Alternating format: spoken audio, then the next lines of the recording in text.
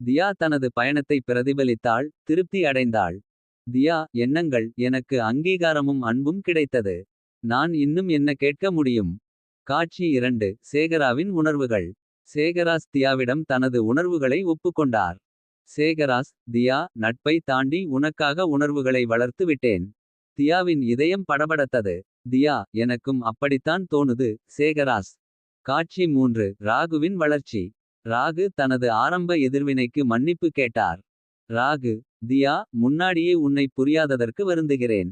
தியா அப்பா ரொம்ப தூரம் வந்திருக்கீங்க. அதான் முக்கியம். காட்சி 4 கீதாவின் ஆசி.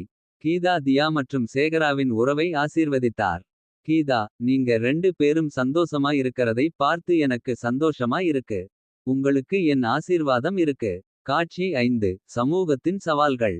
தியாவின் மாற்றம் பற்றிய செய்தி பரவியது. கலவையான எதிர்வினைகளை தூண்டியது.